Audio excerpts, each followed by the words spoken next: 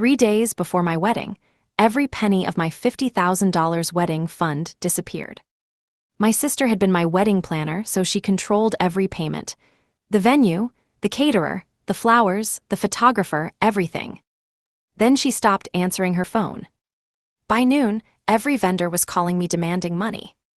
And by sunset, I learned my wedding wasn't the only thing my sister had been planning behind my back. My name is Marissa, and until that week, I thought the worst thing that could happen before a wedding was rain. I was wrong. My younger sister, Vanessa, had begged to plan my wedding almost from the moment I got engaged. She said she wanted to give me the perfect day. She said after everything I had done for her, this was her chance to give something back. And I believed her. Vanessa had always been dramatic, emotional, and a little reckless, but she was still my sister. When we were kids, I was the one who packed her lunches when Mom worked late. I helped her with homework. I drove her to job interviews. I loaned her money more times than I could count. So when she said she wanted to help with the wedding, I thought maybe this was her way of growing up.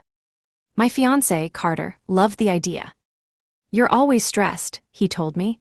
"Let Vanessa handle the details, that's what family is for." I remember smiling when he said that. That's what family is for. Those words would come back to haunt me.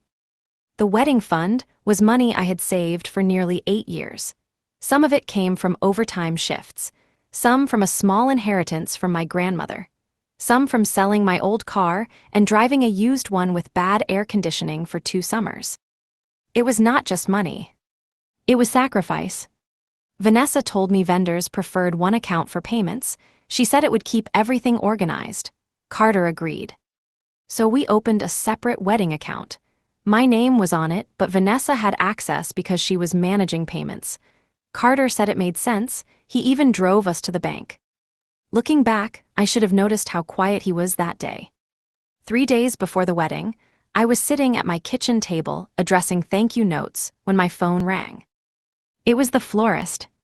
"Marissa, I'm sorry to bother you," she said, but the final payment was declined. I laughed because I thought she was joking. Then the caterer called. Then the photographer. Then the venue manager. By the 4th call, my hands were shaking so badly I could barely unlock my banking app. The balance was $17.42. I stared at it until the numbers blurred. There had been just over $50,000 in that account. Gone. Transferred out in 3 separate withdrawals over 2 days. All to an account I didn't recognize. I called Vanessa. Straight to voicemail. I texted her. Nothing. I called again. Nothing. Then I called Carter. He answered on the second ring, sounding breathless. "What's wrong?" "The money is gone," I said. Silence. Not confusion. Not panic. Silence. Then he said, "What do you mean gone?" I told him. He came home 20 minutes later, but something about his face felt wrong. He looked worried, but not shocked. He kept rubbing the back of his neck and asking the same questions. "Are you sure it wasn't a bank error? Did you call Vanessa? Maybe she moved it for a vendor payment." I wanted to believe that. So badly. Then my mother called. "Do not call the police," she said before I even said hello. My stomach dropped. "Mom, how do you know?" "Vanessa called me." I stood up so fast my chair hit the wall. "Where is she?" "She's upset. She stole my wedding money. She made a mistake." A mistake. That word lit something in me. "A mistake is ordering the wrong flowers," I said. "A mistake is misspelling a name on a seating chart. $50,000 missing from my account is not a mistake." My mother started crying. Not soft crying. Loud, desperate crying, the kind she used when she wanted the conversation to end in her favor. "She's your sister," Mom said. "You know how fragile she is." I looked at Carter, waiting for him to say what any decent fiancé would say. "Call the police. We'll fix this. She can't get away with this." But he just stood there, staring at the floor. That was the first time I felt real fear. Not because my wedding might be ruined. Because I was starting to understand that everyone around me knew more than I did. That night I drove to Vanessa's apartment. Her car was gone, her blinds were closed. A stack of mail sat outside her door. Her neighbor, Mrs. Alvarez, opened her door before I could knock. "You looking for your sister?" she asked. "Yes, have you seen her?" Mrs. Alvarez glanced down the hall. "She left yesterday morning with a man." My heart lurched. "What man?" I didn't see his face. Tall, dark jacket. He carried one of her suitcases. Carter was tall. Carter owned a dark jacket. But so did half the men in the city. I told myself not to be paranoid. Then Mrs. Alvarez said, "They looked like they were arguing." I drove home feeling like my life had become a room where all the lights were turning off one by one. The next morning, 2 days before my wedding, the venue canceled unless I paid the full balance by 5 o'clock. The caterer said they had already turned down other work and would keep the deposit. The photographer was sympathetic but firm. Every call was another door closing. Carter kept saying we could postpone. "Maybe this is a sign," he said quietly. I stared at him. "A sign?" "I just mean, with everything happening, maybe we need time." Time? After 2 years together. After invitations had gone out. After guests had flights and hotels. After I had trusted my sister, because he encouraged me to. I asked him one question. "Did you know Vanessa was in trouble?" His face changed. Only for a second. But I saw it. "What kind of trouble?" he asked. I didn't answer. Instead, I went to the bank. The manager was kind, but careful. She printed what she could, 3 transfers, all authorized under Vanessa's login. The destination account belonged to a company called Silverline Events Consulting. I had never heard of it. But when I searched the company on my phone, I found a blank website, created 6 weeks earlier. 6 weeks. Vanessa hadn't panicked at the last second. Someone had planned this. I drove straight to my mother's house. She tried to block the doorway. "Marissa, this is not a good time." I pushed past her. "Where is Vanessa?" Mom looked older than she had the day before. "She's safe." That is not what I asked. Then I saw Vanessa's purse on the dining room table. My sister was there. She came out of the guest room wearing yesterday's makeup and one of my old sweatshirts. For 1 second, she looked like the little girl I used to protect. Then I remembered the account balance. "Give it back," I said. She started crying immediately. "I can't." "Where is my money?" "I don't have it anymore." The room went quiet. My mother sat down like her legs had given out. Vanessa wrapped her arms around herself. "I was going to fix it," she whispered. "Fix what?"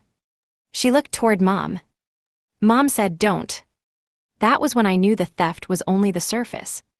Vanessa wiped her face and said, "Carter needed help." The sound that came out of me did not feel human.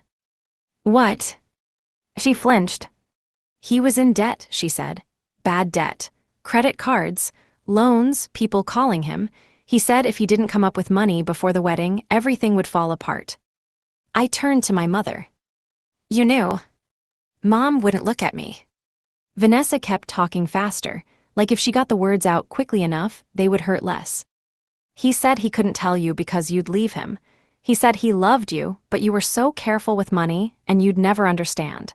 He said it was just temporary." My knees almost buckled. "Carter. My Carter. The man who helped pick our first dance song. The man who held my grandmother's ring and promised to protect my heart.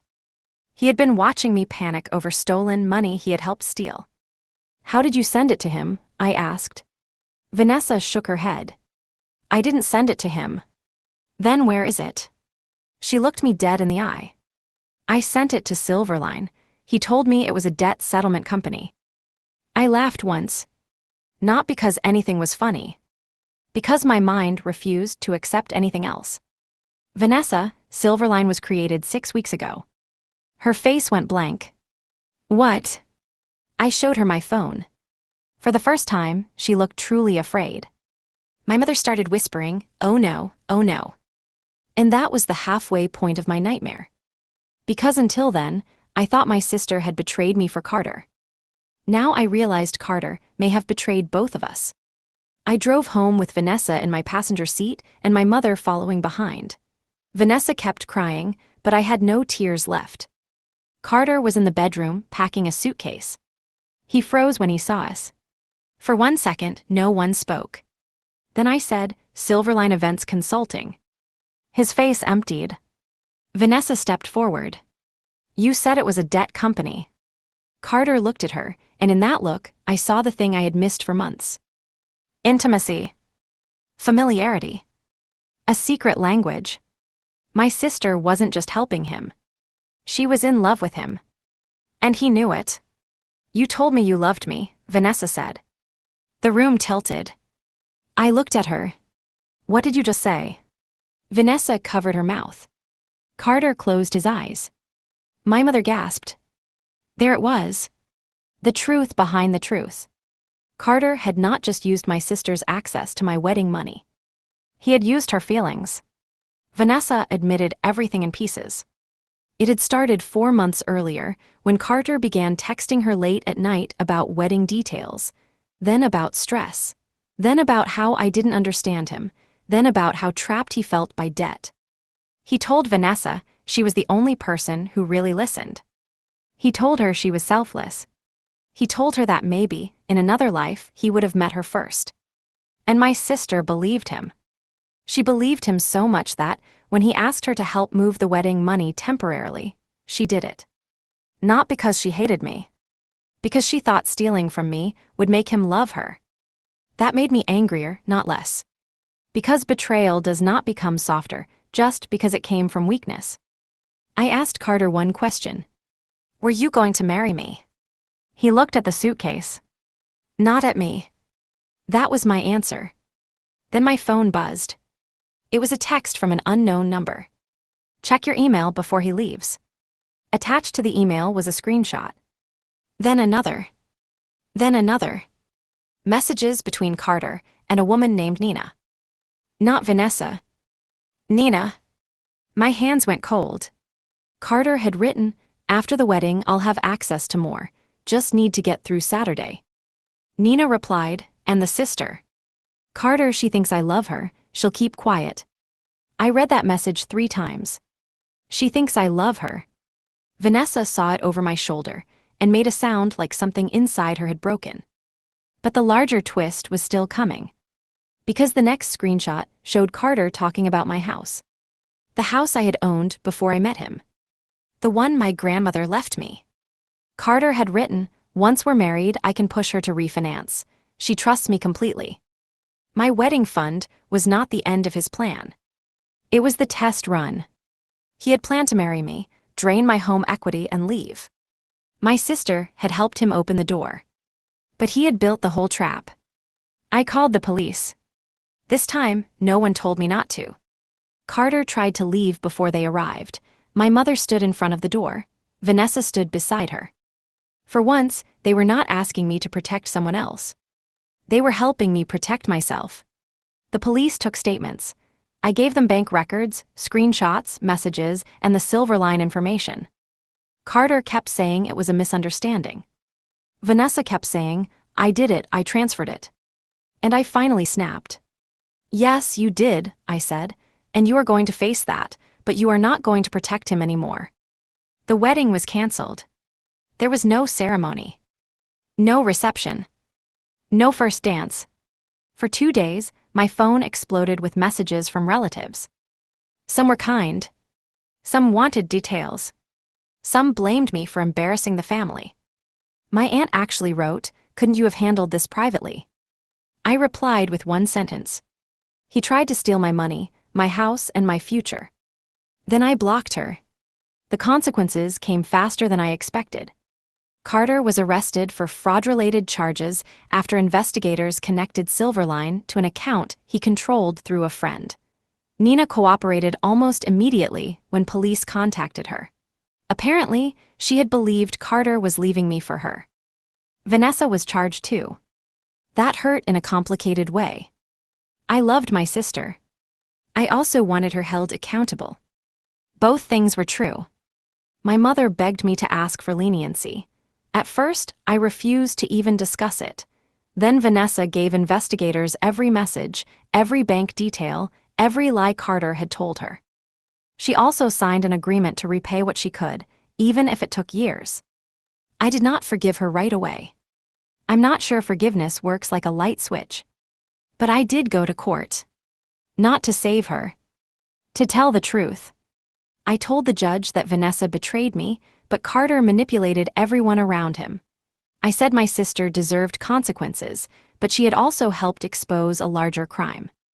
Vanessa received probation, mandatory restitution, and community service. She had to sell her car. She moved into a smaller apartment. She took a second job. Carter was not so lucky. Because once investigators opened his finances, they found other victims. Not women he had married, but women he had borrowed from, lied to, charmed, promised. I was almost just another name on a list. Almost. The vendor surprised me. The florist returned part of the deposit. The photographer offered to apply my payment to a future event. The venue manager sent me a handwritten note that said, "I hope the next room you walk into is filled only with people who deserve you." I kept that note. For months, I couldn't look at my wedding dress. It hung in the closet like a ghost. One morning, I took it out, folded it carefully, and donated it to a charity that gives dresses to women who can't afford them. I thought it would break me. Instead, it felt like taking my name back from a story someone else tried to write. A year later, I stood in my grandmother's house, the house Carter had planned to steal from me, and hosted a small dinner. Just family I still trusted. A few friends. My mother came early and helped cook. She had changed too. She stopped making excuses for Vanessa. She stopped calling betrayal a mistake. Vanessa arrived last. She looked nervous, holding an envelope. Inside was a cashier's check. The first restitution payment. "I know it doesn't fix it," she said. "No," I told her, "it doesn't." She nodded, tears in her eyes. Then I said, "But it's a start." That was the closest thing to forgiveness I could offer. And for the first time, she didn't ask for more. People always ask if I regret canceling the wedding. I don't. I regret trusting the wrong people with access to my life. I regret ignoring the silence before the truth. I regret believing that love means giving someone the benefit of the doubt after they have already shown you who they are. But I do not regret losing Carter. I didn't lose a husband. I escaped a thief. And my sister. She lost my trust. But she also lost the fantasy that betrayal can be excused by heartbreak. The $50,000 wedding fund was supposed to buy me one perfect day. Instead, it bought me the truth. And as painful as that truth was, it saved the rest of my life.